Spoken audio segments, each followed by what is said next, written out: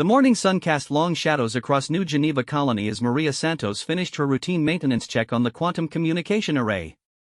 The settlement of 50,000 souls had been humanity's pride for the past 15 years, a testament to human ingenuity and determination in the Outer Rim territories. Children played in the carefully maintained parks while their parents tended to the hydroponic farms that fed the colony. It was peaceful, prosperous, and completely unprepared for what was about to happen. Dr. James Chen was reviewing agricultural reports in his office when the first energy signatures appeared on the colony's long-range sensors. As the colony's chief administrator, he had seen countless supply ships and passenger transports approach New Geneva, but these readings were different. Massive. Threatening. "Sarah, can you come look at this?" he called to his deputy, Sarah Williams, who was coordinating the morning school activities. Sarah approached his workstation, her brow furrowing as she studied the sensor data. 12 massive vessels approached at sublight speed, their energy signatures unlike anything in the human database. Each ship measured over 2 kilometers in length, bristling with what could only be weapon systems. Could they be from one of the other human colonies? Sarah asked, though her voice already carried the weight of doubt. "No human ship design matches this profile," James replied, his fingers dancing across the communication console. "And they're not responding to our standard greeting protocols." The alien vessels continued their approach with mechanical precision, their formations perfect and intimidating. As they drew closer, the colony's sensors began picking up details that made James's blood run cold. The ships were clearly built for war, their hulls scarred from countless battles, their weapon arrays charged and ready. Maria Santos watched from the communication center as the 12 ships took position in a perfect sphere around New Geneva. Every citizen of the colony had been alerted now, and the streets filled with confused and frightened faces looking up at the sky where the alien vessels hung like dark omens against the blue atmosphere. "This is Administrator Chen of New Geneva Colony," James broadcast on all frequencies. "Unknown vessels, please identify yourselves and state your intentions. We are a peaceful settlement under the protection of the Terran Colonial Alliance." The response came not in words, but in action. The first energy beam struck the colony's main power plant, vaporizing it in a brilliant flash of superheated plasma. The explosion sent a shockwave across the settlement, shattering windows and throwing people to the ground. Before the colonists could even comprehend what had happened, more beams lanced down from the alien ships. The school where Sarah had been coordinating activities disappeared in a pillar of fire. The medical center where Dr. Elizabeth Park had been treating patients vanished in an instant, along with everyone inside. The hydroponic farms that fed the colony were systematically destroyed, one building at a time. Maria frantically worked her communication equipment, broadcasting emergency signals to Earth and every human settlement within range. "Mayday, Mayday! New Geneva under attack. Unknown alien vessels are destroying the colony. We need immediate assistance." But, even as she sent the message, she knew help was too far away. Earth was 47 light-years distant, and the nearest human military installation was weeks away at best. They were alone. The aliens showed no mercy and no hesitation. They targeted civilian areas with the same cold efficiency they used on military installations. The playground where children had been laughing moments before became a crater. The community center where families gathered for meals and celebrations was reduced to smoking rubble. James Chin stood in his office, watching his life's work and his people being systematically murdered. The aliens weren't just attacking, they were executing. Every building, every structure, every sign of human habitation was being methodically erased from existence. "Why?" he whispered to himself. "We never harmed anyone. We never even knew you existed." Through the chaos and destruction, a few brave colonists tried to fight back. Security Chief Marcus Rodriguez organized the colony's small security force, their light weapons utterly useless against the alien ship's shields. They died trying, their sacrifice as meaningless as it was heroic. The massacre lasted exactly 47 minutes. The aliens worked with practiced efficiency, as if they had done this many times before. When it was over, New Geneva no longer existed. 50,000 men, women, and children had been reduced to ash and memory. The carefully tended parks were craters. The homes where families had built their lives were nothing but debris scattered across scorched earth.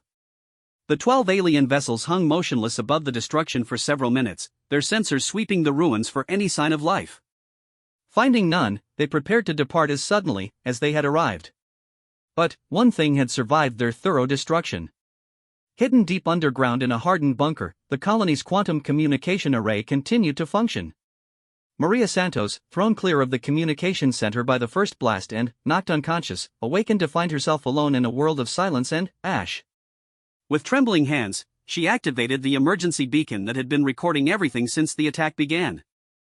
The quantum transmitter sent its signal across the void, carrying with it high-resolution recordings of the massacre, detailed sensor scans of the alien vessels, and the death screams of 50,000 innocent human beings. The signal raced through folded spacetime, reaching Earth in minutes rather than decades. In the depths of Terran Command's Crisis Center, Admiral Rebecca Harrison received the transmission while reviewing routine patrol reports. The content hit her like a physical blow. "Sweet Mother of God," she whispered as she watched the systematic extermination of New Geneva play out on her screen. "Get me the president. Now." Within hours, the recording had reached every human settlement, every military installation, every government office across human space. The images of children being vaporized while they played, of hospitals being destroyed with patients still inside, of a peaceful colony being erased for no apparent reason, sent shockwaves through humanity that could be felt from Mars to the Outer Rim.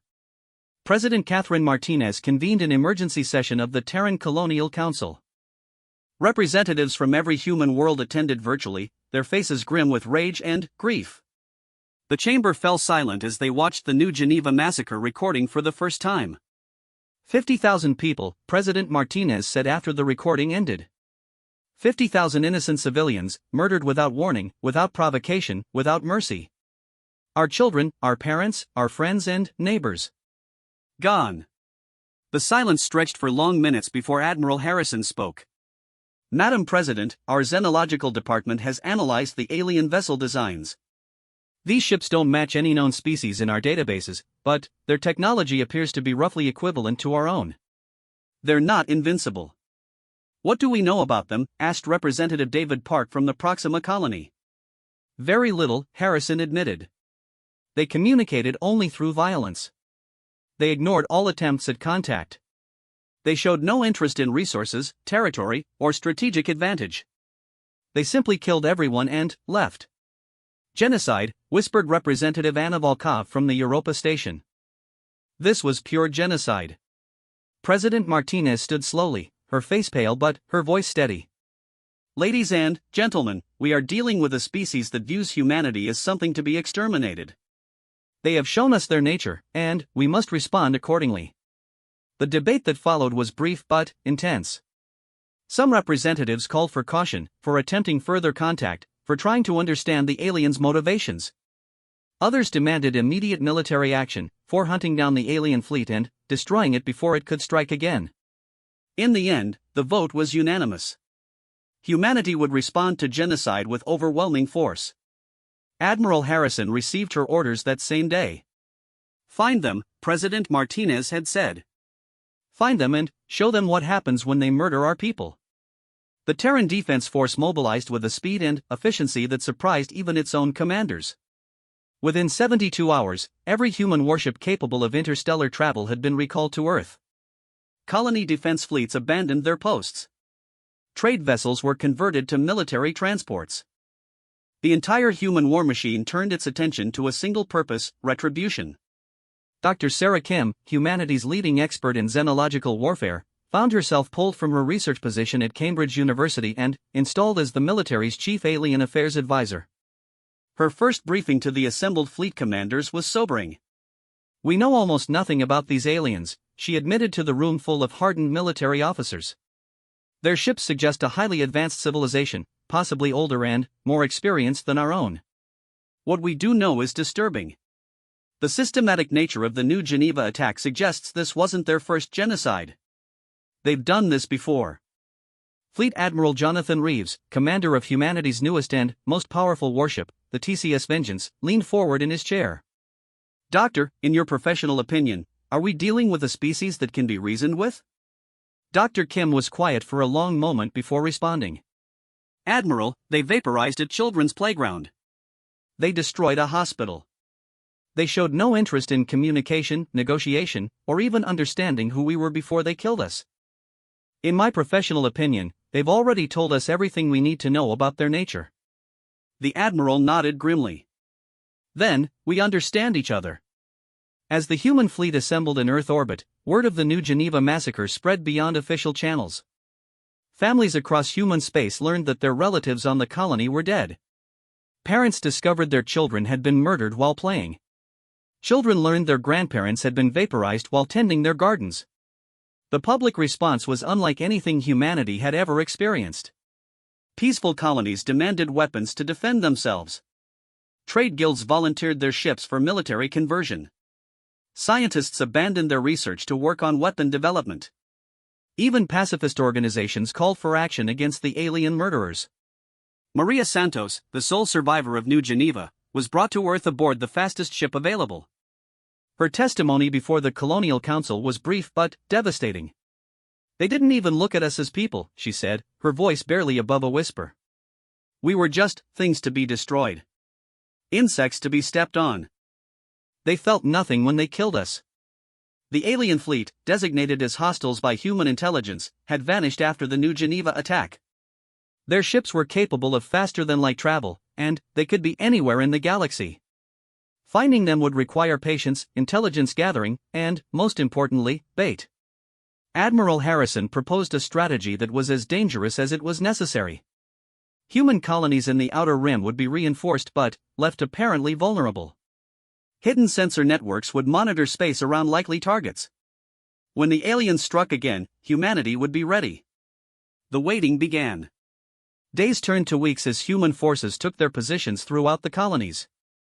Advanced stealth ships patrolled the void between systems, their sensors sweeping constantly for any sign of alien vessels. Every human settlement became a potential battleground, every colonist a possible victim. But humanity had learned from New Geneva. This time, they would not be caught unprepared. This time, when the aliens came to murder innocent people, they would find something they had never encountered before, a species willing to fight back with every ounce of fury they could muster. In the depths of space, the human fleet waited like a coiled spring. 50,000 people had died at New Geneva, and humanity would ensure that their deaths were not in vain. The aliens had shown their true nature when they massacred defenseless colonists. Now they would learn what humans were capable of when their families were threatened. The hunt for the New Geneva murderers had begun, and it would not end until justice was served or humanity itself was destroyed in the attempt. The choice, Admiral Harrison reflected as she reviewed the fleet deployment reports, was no longer humanity's to make. The aliens had made it for them when they chose genocide over first contact. Soon, they would learn the price of that choice. 3 weeks after the New Geneva massacre, the aliens revealed themselves again. This time, they chose Harmony Station, a thriving mining operation in the Kepler system that housed 35,000 souls. The attack followed the same cold, methodical pattern, 12 massive vessels dropping out of hyperspace, taking perfect formation around the target, and beginning systematic extermination. But, this time, humanity was watching. Deep in the asteroid belt surrounding Harmony Station, the stealth ship TCS Shadow broadcast urgent signals to the hidden fleet positioned throughout human space. Captain Elena Rodriguez watched her sensors as the alien vessels began their deadly work, her jaw clenched with rage as civilian structures vanished under concentrated fire. "All units, this is Shadow 1, she transmitted on the encrypted command frequency. Package confirmed at Harmony Station. 12 hostiles engaging in genocide protocol. Request immediate support." The response came not in words but in action. Across 3 star systems, the largest military force humanity had ever assembled began moving toward the Kepler system. Admiral Harrison's plan was simple and devastating: let the aliens begin their massacre, then hit them with everything humanity could bring to bear. At Harmony Station, miners and their families died just as they had at New Geneva. The aliens showed the same mechanical efficiency, the same complete disregard for human life. Children's screams echoed across communication channels as schools were vaporized. Hospital ships trying to evacuate patients were destroyed without warning. The mining platforms that had taken decades to build disappeared in minutes. Director Michael Chen, no relation to the administrator who had died at New Geneva, broadcast his final message as his command center came under direct fire. "This is Harmony Station to any human vessels in range. We are under attack by unknown aliens. They are murdering everyone. Don't let them get away with this. Don't let us die for nothing. The transmission cut to static as the command center vanished in a ball of superheated plasma. But humanity had not forgotten the lesson of New Geneva. Hidden throughout the Harmony system, advanced sensor arrays recorded every moment of the alien attack.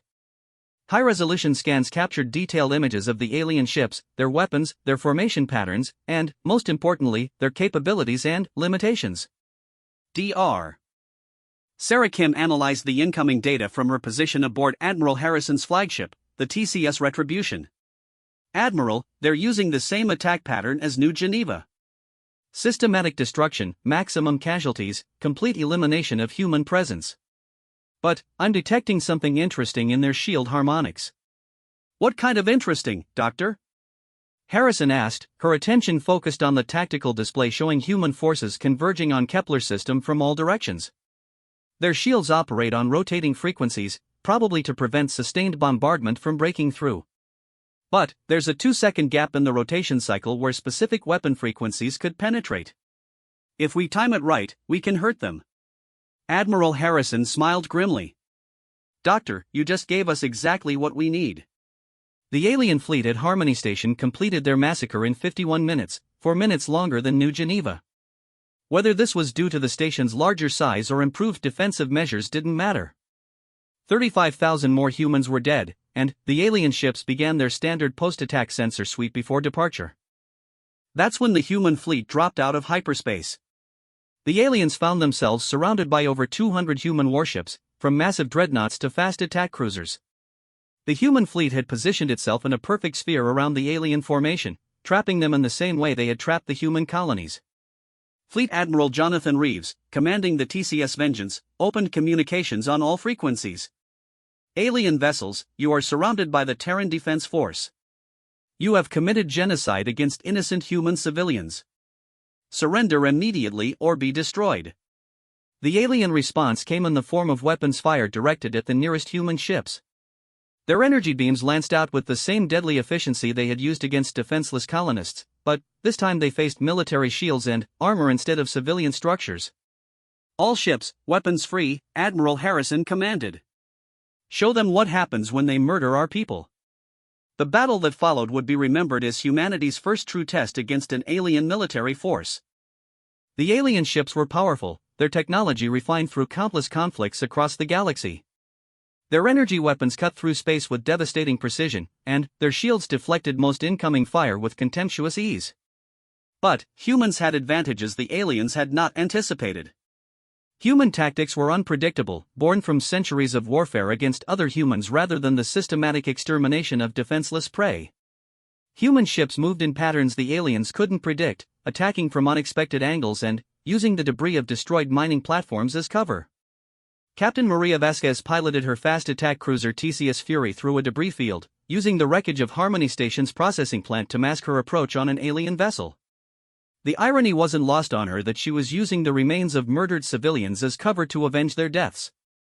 Targeting their shield generator, she reported to her weapons officer. Remember the frequency rotation Dr. Kim identified. Wait for the gap, then, give them everything we have. The TCS Fury emerged from the debris field at full acceleration, her weapons locked on the alien ship's most vulnerable point. For exactly 2 seconds, the enemy's shields operated on a frequency that human weapons could penetrate. Captain Vasquez didn't waste the opportunity. Fire! The cruiser's main guns unleashed a concentrated barrage of accelerated particles and focused energy, striking the alien vessel precisely when its shields were vulnerable. The enemy ship's shield generator exploded in a cascade of energy, leaving the entire vessel defenseless. All ships in Sector 4, target the defenseless hostile, Admiral Harrison commanded from her flagship. Concentrate all fire. Dozens of human ships turned their weapons on the unshielded alien vessel. Under the combined assault, the mighty alien ship that had helped murder 35,000 innocent people was torn apart in seconds. Its destruction sent a shockwave of satisfaction through the human fleet, but also served as proof that the aliens could be killed. The remaining 11 alien ships adapted quickly to the human tactics. They tightened their formation, providing mutual shield support and concentrating their fire on individual human vessels. The TCS Marathon, caught in a crossfire between 3 alien ships, exploded with all hands. The frigate TCS Defiance lasted only moments under concentrated alien bombardment. But, for every human ship destroyed, the aliens paid a price. Human vessels rammed damaged enemy ships when their weapons failed.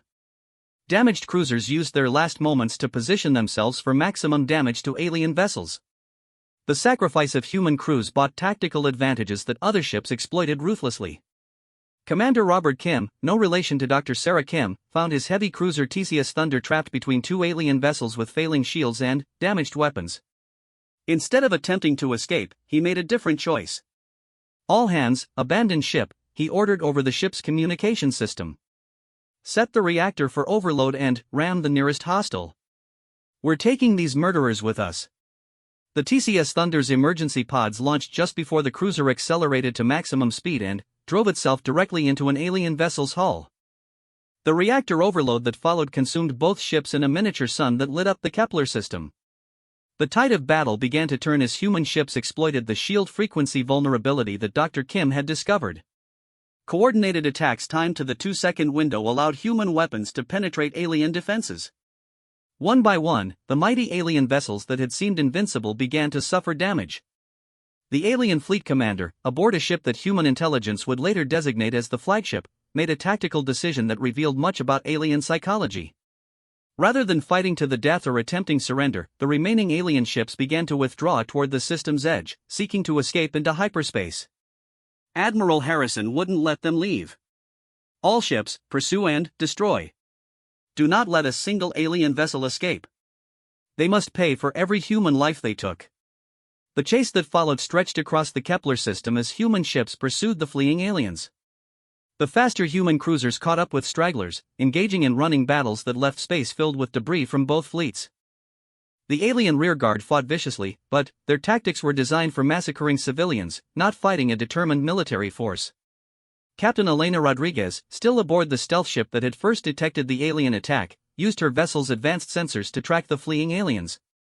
Her ship might be small and lightly armed, but it could follow the alien fleet wherever they tried to hide. "Admiral, I have a lock on their hyperspace trajectory," she reported. "They're heading for the Vega system, but I'm detecting multiple course changes programmed into their navigation. They're trying to lose us." "Stay with them, Captain," Admiral Harrison replied. "We need to know where they're going." The pursuit continued beyond the Kepler system as the surviving alien ships fled through hyperspace with human vessels in close pursuit. What the aliens discovered was that human ships were faster in hyperspace than their own vessels, designed as they were for quick strikes against stationary targets rather than extended campaigns. 3 more alien ships were caught and destroyed during the hyperspace chase.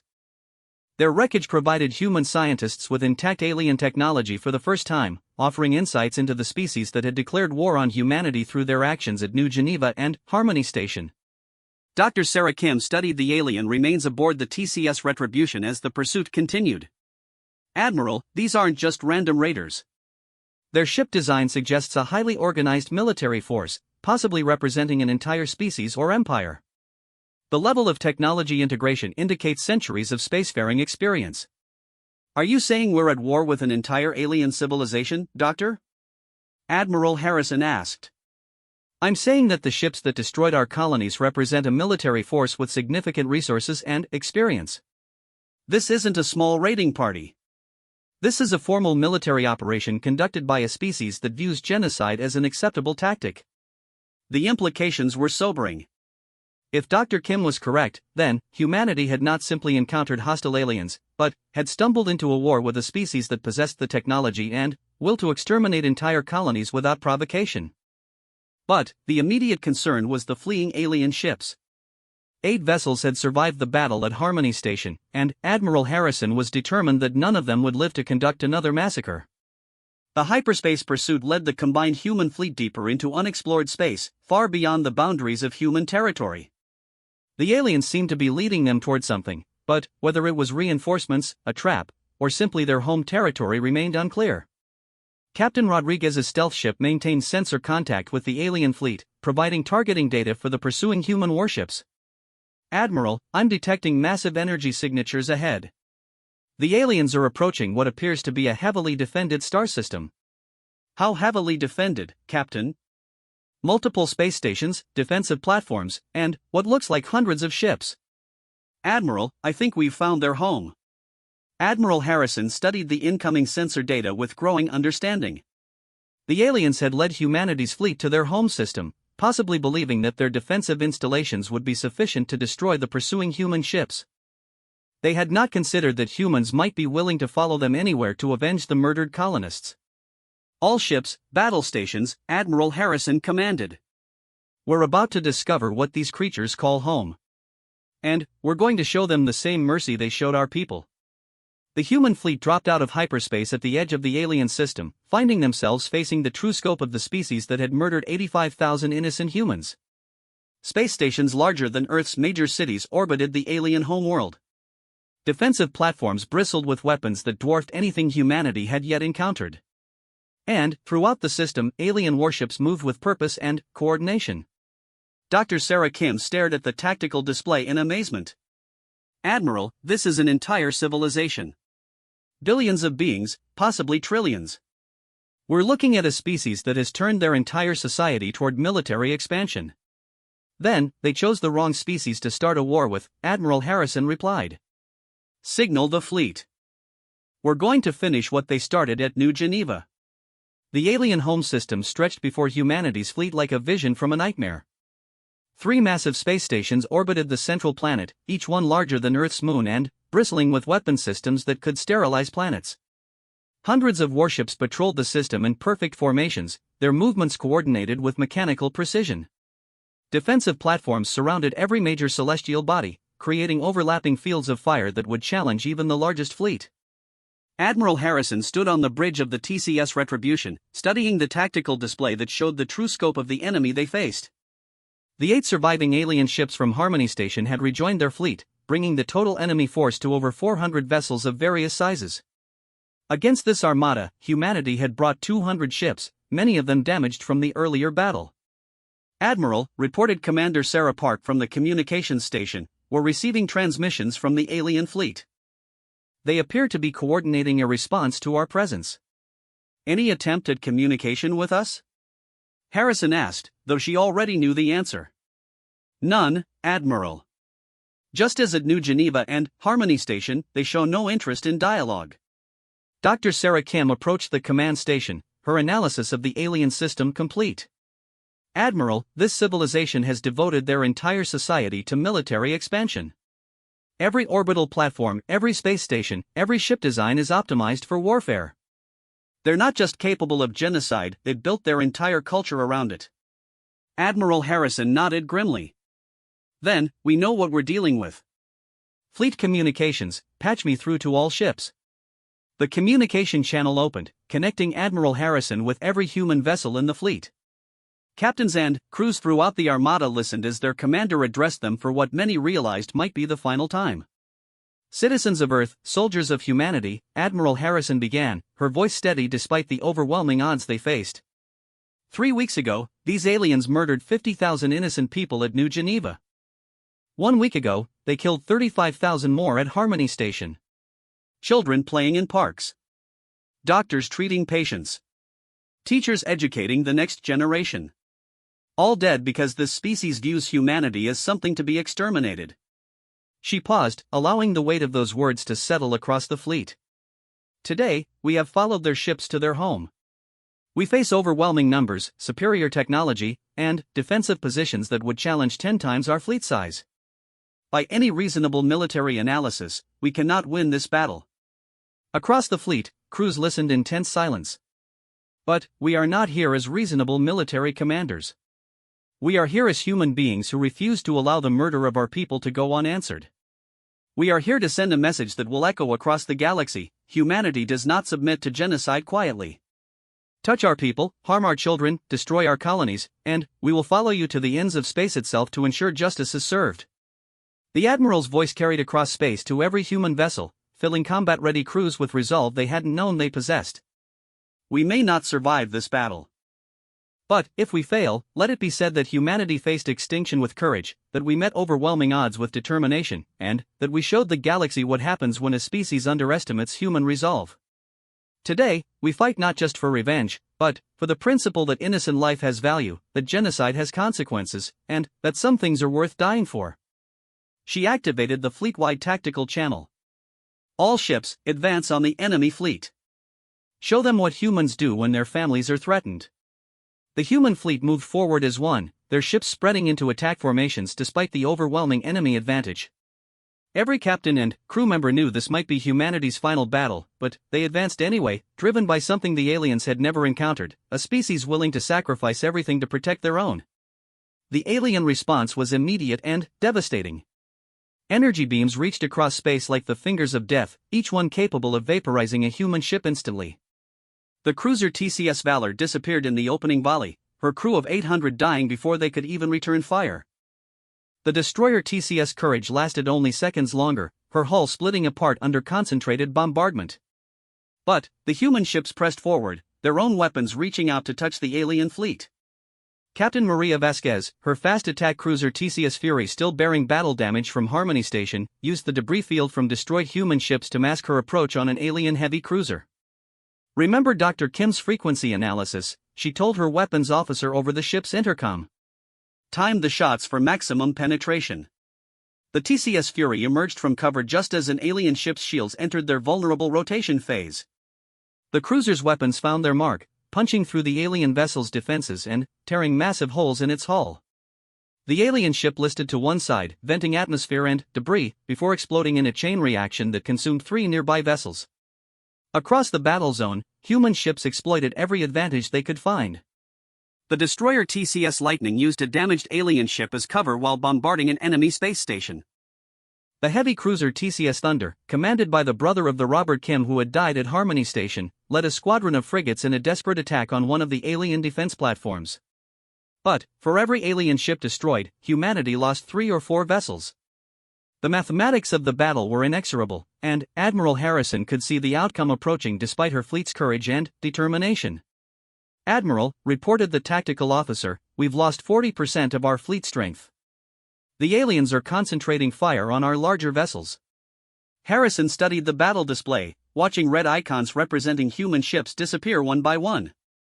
"Order all remaining ships to focus on their command vessel. If we can't win this battle, we can at least cut the head off their military structure." The alien flagship was a massive vessel, twice the size of humanity's largest dreadnought and protected by shields that had deflected every human attack so far. But Admiral Harrison had one advantage the aliens hadn't anticipated: she was willing to sacrifice everything to achieve her objective. "All ships, concentrate fire on coordinates Alpha 77.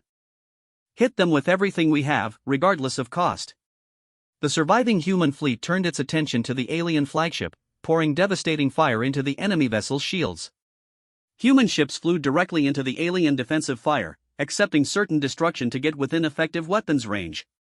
The frigate TCS Vengeance rammed an alien escort ship to clear a firing lane for the heavy cruiser TCS Retribution. Captain Elena Rodriguez, still commanding the stealth ship TCS Shadow, used her vessel's advanced sensors to coordinate the attack. "All ships, target their shield generators at coordinates Alpha 77 Delta. I'm reading a weakness in their defensive matrix." The concentrated human attack began to tell. The alien flagship's shields flickered under the sustained bombardment, and small sections began to fail entirely. Human weapons found gaps in the defensive matrix, striking the alien vessel's hull and causing visible damage. But the cost was enormous. The TCS Retribution itself came under concentrated fire from 6 alien vessels, her shields failing under the assault. Admiral Harrison felt her flagship shudder as alien weapons tore through the hull, killing crew members throughout the ship. "Admiral, we're losing life support on decks 7 through 12, reported her damage control officer. "Hull breaches on multiple levels. We can't take much more of this." Admiral Harrison looked around her bridge, seeing the dedicated men and women who had followed her across the galaxy to avenge their murdered people. They deserved better than to die in a hopeless battle against impossible odds. But they also deserved to know that their sacrifice had meaning. "Dr. Kim," she said to the xenological expert who had remained on the bridge throughout the battle, "is there anything in your analysis of alien technology that could give us an advantage?" Dr. Kim looked up from her workstation, her face pale but determined. "Admiral, I've been studying their power distribution systems. Their ships draw energy from a central reactor that feeds all systems simultaneously. If we could cause a cascade failure in their main flagship, what would it take? A massive energy overload, more than any of our weapons can produce. Unless.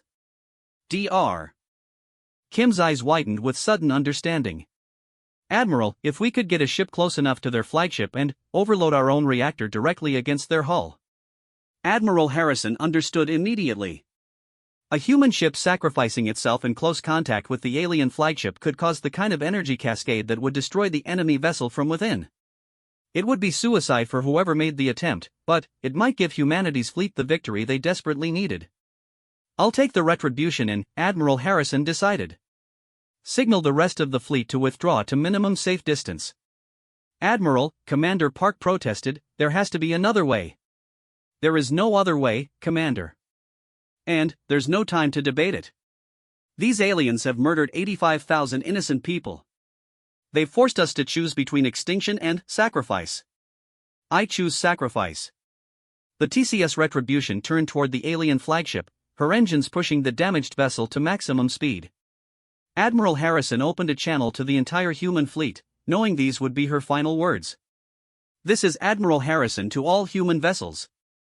We came here to avenge our people, and we will not leave empty-handed. The alien flagship will be destroyed, but the cost will be high. Return to Earth. Tell them what happened here. Tell them that humanity does not bow to genocide. Tell them that we fought. The alien flagship's weapons turned toward the approaching human vessel, recognizing the threat. Energy beams lanced through space, striking the Retribution's hull and tearing massive sections away from the ship. But Admiral Harrison kept her course steady, her damaged vessel accelerating toward the alien command ship. All hands, abandon ship, she ordered over the ship's communication system. Emergency pods away. Reactor overload in 30 seconds. The crew of the TCS Retribution launched their escape pods just as their ship struck the alien flagship's hull. The reactor overload that followed created a miniature star in the heart of the enemy vessel, consuming both ships in an explosion that could be seen from the edge of the star system. When the energy discharge faded, the alien flagship was gone, along with Admiral Harrison and the few crew members who had remained at their posts to ensure the mission's success. The alien fleet, suddenly, leaderless, began to falter in their coordinated attacks. Captain Rodriguez, now the senior surviving officer, took command of the remaining human ships. All vessels, concentrate fire on the remaining alien ships. Make the Admiral's sacrifice count. The battle that followed was brief but decisive. Without their flagship's coordination, the alien fleet lost its tactical advantage. Human ships exploited gaps in their formations, destroying vessel after vessel with focused fire. The aliens, who had shown no mercy to innocent colonists, found themselves receiving the same treatment they had given to helpless civilians. But, even as the human fleet achieved its impossible victory, Captain Rodriguez could see that the cost had been enormous. Of the 200 ships that had entered the alien system, fewer than 30 remained combat effective. Thousands of human crew members had died to avenge the murdered colonists, and humanity's fleet was scattered across light years of space. Dr. Sarah Kim, now aboard Captain Rodriguez's stealth ship, completed her analysis of the alien home system. Captain, I'm reading massive installations throughout this system. Production facilities, military academies, research stations. This isn't just their home, it's the center of their entire military-industrial complex. Captain Rodriguez studied the tactical display, seeing the scope of the alien civilization for the first time.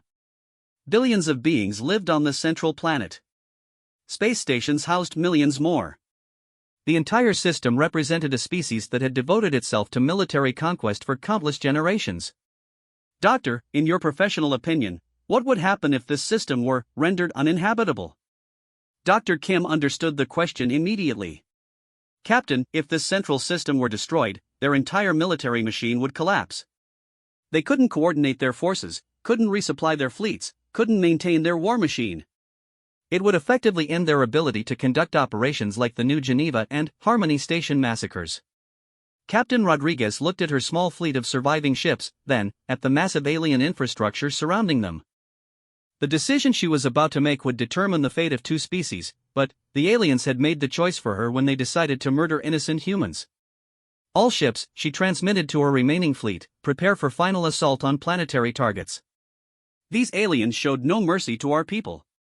We will show them the same consideration they gave to our children. Captain Elena Rodriguez stared at the tactical display aboard the TCS Shadow, her mind processing the enormous weight of the decision before her. 28 human ships remained combat effective in a star system that housed billions of alien beings. The irony was not lost on her that humanity, which had entered this battle to avenge genocide, now possessed the power to commit genocide themselves. Captain, Dr. Sarah Kim approached the command station, her voice quiet but urgent. "I've completed my analysis of the alien planetary defenses. They have shield generators protecting their major population centers, but they're designed to repel orbital bombardment, not the kind of close-range assault our remaining ships could deliver." "What are you suggesting, Doctor?" "I'm not suggesting anything, Captain. I'm simply providing you with tactical information. The decision of what to do with that information is yours to make." Captain Rodriguez understood the careful neutrality in Dr. Kim's voice. The xenological expert was trying to remain objective in a situation where objectivity had become nearly impossible. "How do you weigh the lives of billions of alien civilians against the murders of 85,000 human colonists?" Commander Sarah Park, who had survived the destruction of Admiral Harrison's flagship in an escape pod, joined the discussion. "Captain, we have to consider the possibility that there are innocent civilians down there. Children, non-combatants, beings who had nothing to do with the attacks on our colonies. And we also have to consider," replied Captain Maria Vasquez over the communication channel from her battle-damaged cruiser, "that these aliens showed no such consideration for our children. They vaporized playgrounds, Captain. They destroyed hospitals. They committed genocide without a moment's hesitation." The debate that followed would be remembered in human history as one of the most difficult moral decisions ever faced by military commanders. Through the communication channels, the surviving captains of humanity's fleet argued the ethics of their situation while alien defensive forces regrouped around them. Captain James Chan, commanding the heavy cruiser TCS Determination, voiced what many were thinking. "Captain Rodriguez, these aliens made their choice when they decided to exterminate human colonies. They initiated genocide against our species. We're simply responding in kind." "But we're better than they are," argued Commander Lisa Park from the destroyer TCS Freedom. "If we massacre their civilians the same way they massacred ours, how are we any different from them?" Dr. Kim provided additional intelligence that complicated the moral equation.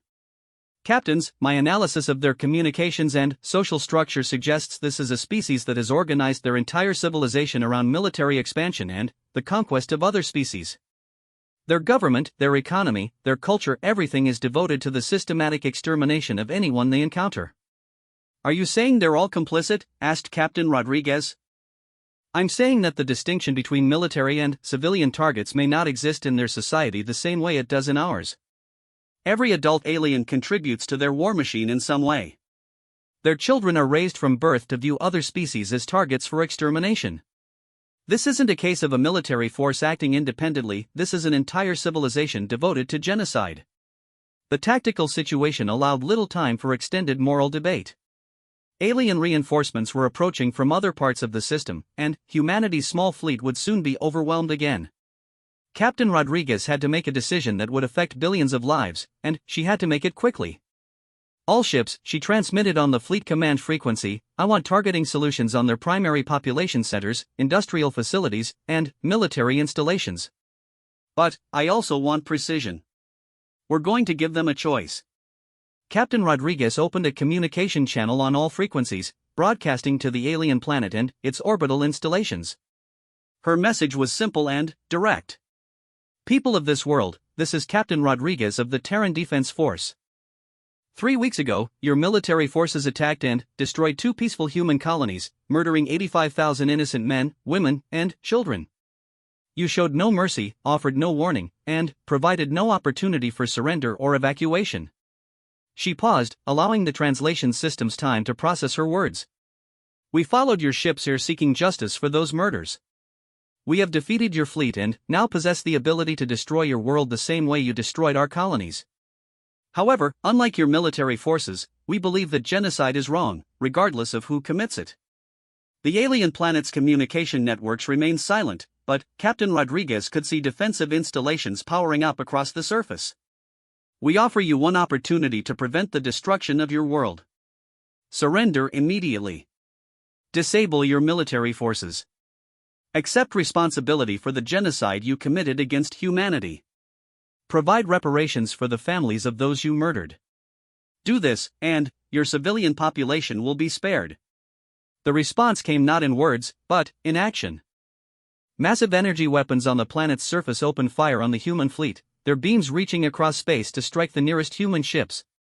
The destroyer TCS Liberty exploded under concentrated fire, her crew of 300 dying instantly. Captain Rodriguez watched the destruction of the Liberty with grim satisfaction. The aliens had made their choice just as clearly as they had at New Geneva and Harmony Station. They preferred to fight rather than accept responsibility for their crimes. All ships, the aliens have declined our offer of mercy. Commence bombardment of all military and industrial targets. Show them the same mercy they showed our people. The human fleet's response was swift and devastating. 27 remaining ships turned their weapons toward the alien planet, their guns targeting the massive industrial complexes that produced the warships used to massacre human colonies. The aliens had built their civilization around the production of death, and humanity would ensure that production capability was permanently eliminated. Captain Maria Vasquez led her squadron of fast attack cruisers against the planet's primary shipyards. The massive orbital facilities had produced thousands of warships over the centuries, vessels that had carried alien genocide to dozens of species across the galaxy. Under concentrated human fire, the shipyards exploded in brilliant cascades of energy, their destruction visible from the planet's surface. The heavy cruiser TCS Determination, under Captain James Chen's command, targeted the alien military academies where generations of alien officers had learned the tactics of systematic extermination. The precision bombardment eliminated the facilities that had trained the commanders responsible for New Geneva and Harmony Station. But the aliens were not passive targets. Their planetary defenses struck back with weapons that dwarfed anything humanity had encountered. Energy beams capable of destroying capital ships reached out from the planet's surface, forcing human vessels to constantly maneuver to avoid annihilation. The frigate TCS Courage, caught in a crossfire between two defense platforms, lasted only minutes under the concentrated assault. Captain Sarah Kim, no relation to Dr. Sarah Kim, transmitted her final message as her ship broke apart around her. "This is for New Geneva," she said simply, before her transmission was cut by the frigate's destruction.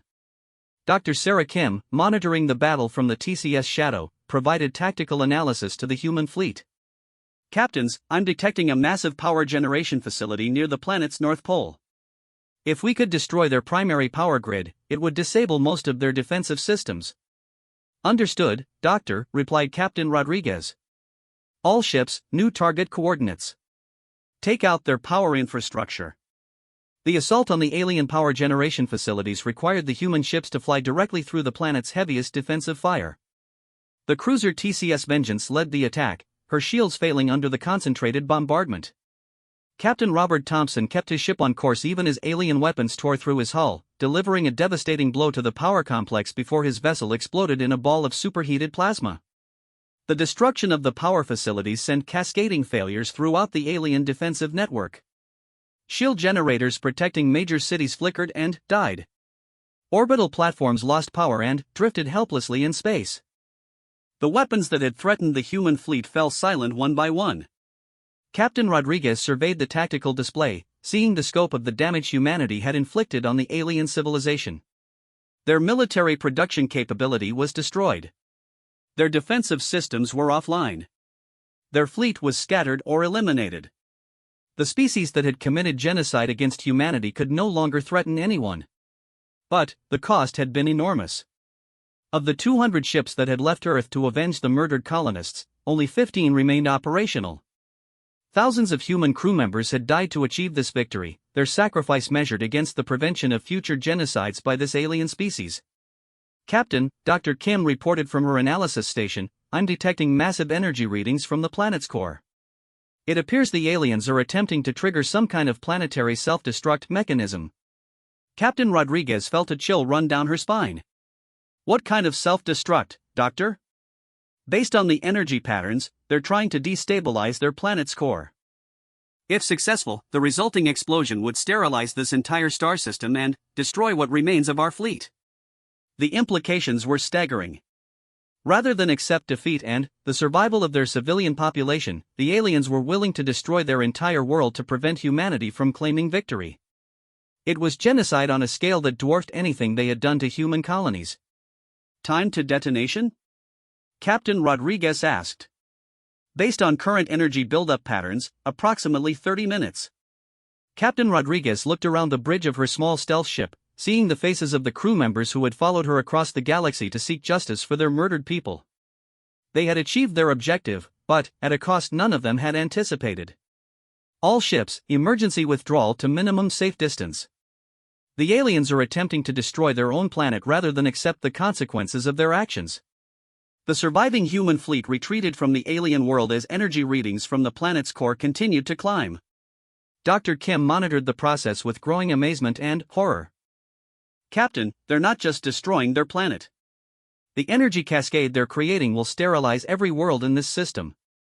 Billions of their own people, along with any other species they may have conquered. They're committing suicide on a galactic scale rather than face justice." As the human fleet reached minimum safe distance, the alien planet began to convulse with internal energy. The core destabilization created massive earthquakes that could be detected from space.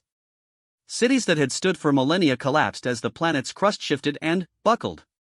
"All ships, prepare for shock wave," Captain Rodriguez announced to her fleet. "Record everything. Earth needs to know what we witnessed here." The explosion that followed exceeded every projection Dr. Kim had made. The alien planet didn't simply explode, it was consumed by an energy cascade that turned matter directly into pure force. The resulting shock wave destroyed every object in the star system, from the massive space stations to the smallest asteroids.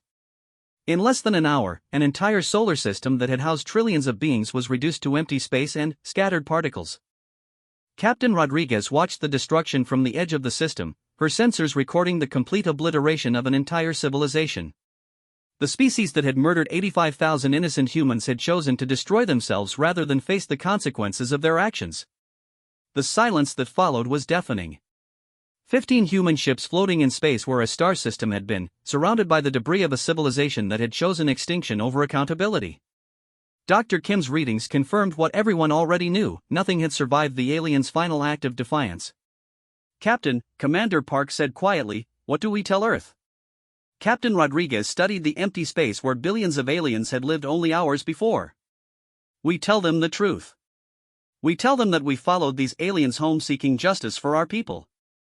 We tell them that when faced with the consequences of genocide, the aliens chose to destroy themselves rather than accept responsibility for their crimes." She opened a communication channel to record her official report. "This is Captain Elena Rodriguez of the Terran Defense Force, commanding the survivors of Admiral Harrison's fleet. We have avenged the massacres at New Geneva and Harmony Station. The alien species responsible for those attacks no longer exists. They chose extinction rather than face justice for their crimes against humanity. The journey back to Earth would take weeks, giving the surviving crew members time to process what they had witnessed. Humanity had set out to punish genocide and had ended up witnessing the ultimate form of it, a species destroying itself rather than accepting the consequences of its actions. But one thing was certain: the aliens who had murdered 85,000 innocent humans would never threaten another species again. In their final act, they had ensured that their capacity for genocide died with them, leaving the galaxy a safer place for all the species they might have encountered in the future. The journey home stretched across 6 weeks of hyperspace travel, giving the 15 surviving ships of humanity's revenge fleet time to process the magnitude of what they had witnessed. Captain Elena Rodriguez spent most of those weeks in her quarters aboard the TCS Shadow, writing and rewriting her official report to Earth Command. "How do you explain that you set out to avenge genocide and ended up witnessing an entire species commit suicide rather than face justice?" Dr. Sarah Kim used the return journey to analyze the alien technology they had recovered before the planetary destruction. Her findings would reshape humanity's understanding of the galaxy and their place in it. "Captain," she reported during one of their regular briefings, "the alien databases we recovered contain records of over 300 species they've encountered in the past millennium. Of those 300 species, only 12 still exist as independent civilizations." Captain Rodriguez felt a chill run through her as the implications became clear. "Are you saying they've committed genocide against nearly 300 different species?" The records suggest systematic extermination was their standard response to encountering other intelligent life. They viewed other species as competitors for resources, threats to their expansion, or simply obstacles to be removed. What they did to New Geneva and Harmony Station wasn't unusual for them, it was policy. Commander Sarah Park, who had been reviewing personnel reports in preparation for their arrival at Earth, looked up from her workstation. "Doctor, how many beings are we talking about?" How many innocent people did they murder over the centuries? Dr. Kim was quiet for a long moment before responding. Based on the population estimates in their records, we're looking at the extinction of approximately 400 billion intelligent beings across multiple star systems. They didn't just commit genocide, they made it their defining characteristic as a species. The number was so staggering that it took time for its full meaning to settle in. 400 billion people, representing hundreds of different species, cultures, and civilizations, all destroyed by the aliens who had chosen to eliminate themselves rather than face justice for their crimes. Captain Maria Vesquez, whose cruiser Theseus Fury had survived the entire campaign despite taking heavy damage in multiple battles, joined the conversation via communication link. Doctor, if they were that successful at genocide, how did the surviving species manage to escape them? Most of the survivors appear to be species that developed effective hiding technologies or retreated to regions of space too remote for the aliens to reach efficiently. A few fought back successfully and forced the aliens to withdraw. But the majority of species they encountered were simply eliminated. Captain Rodriguez realized that humanity had stumbled into something far larger than a simple revenge mission. They had inadvertently ended the existence of the galaxy's most prolific genocidal species, a civilization that had spent over 1,000 years systematically exterminating other forms of intelligent life. Dr. Kim, in your professional opinion, did we do the right thing?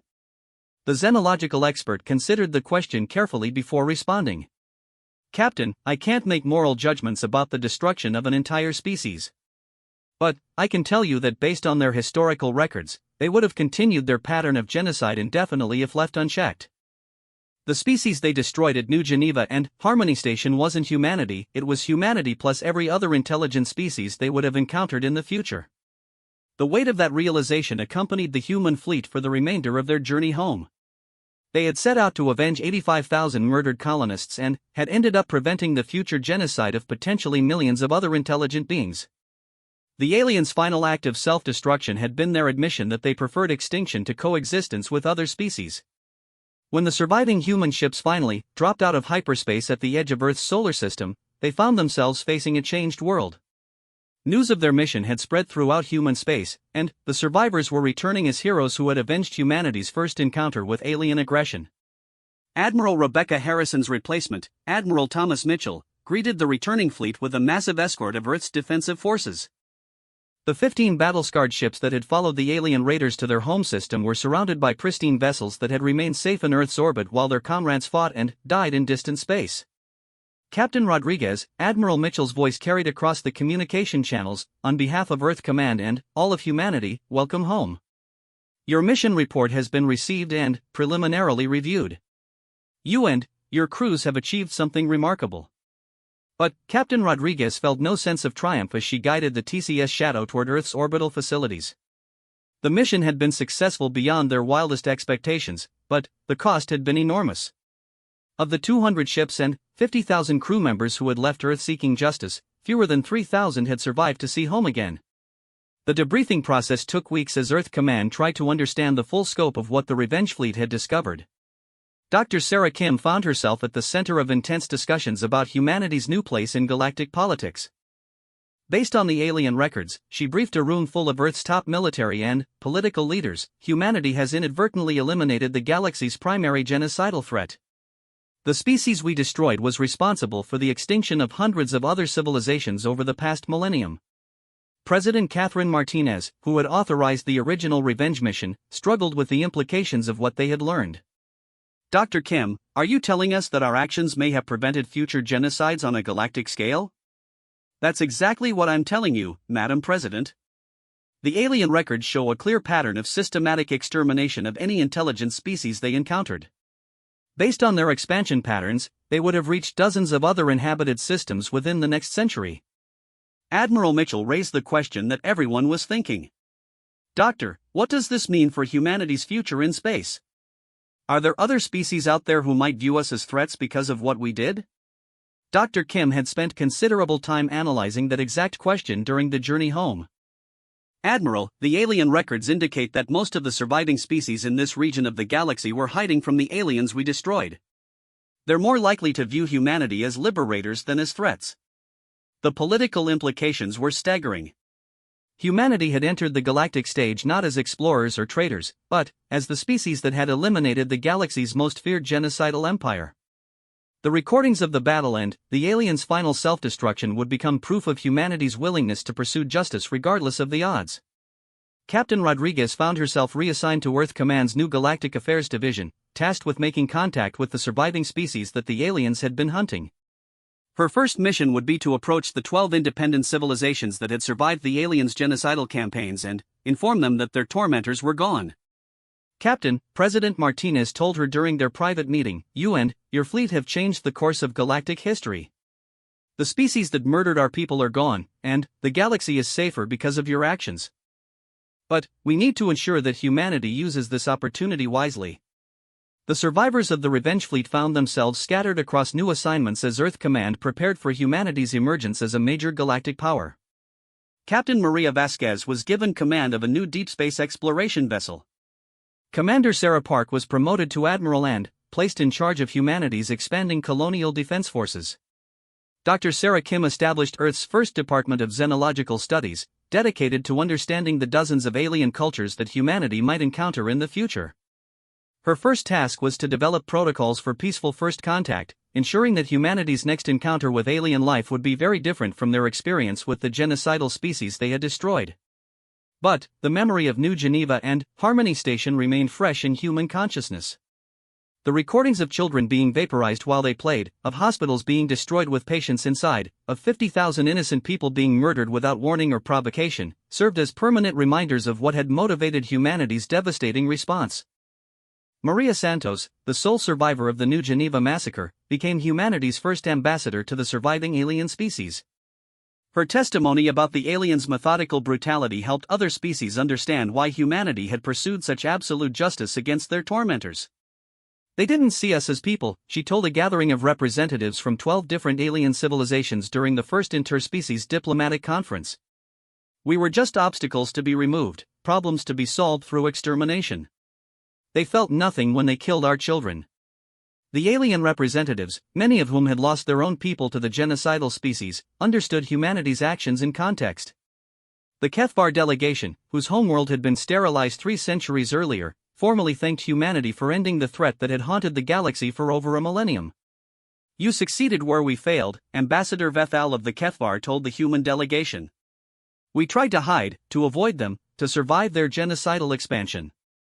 You chose to confront them directly and eliminate the threat forever. The galaxy owes humanity a debt that can never be repaid."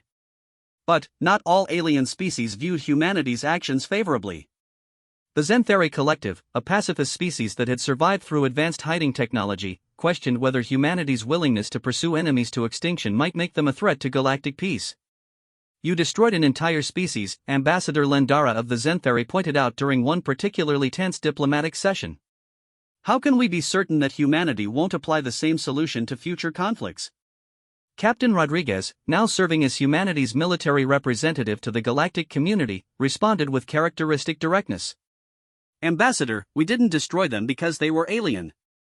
We destroyed them because they committed genocide against innocent people and showed no willingness to accept responsibility for their crimes.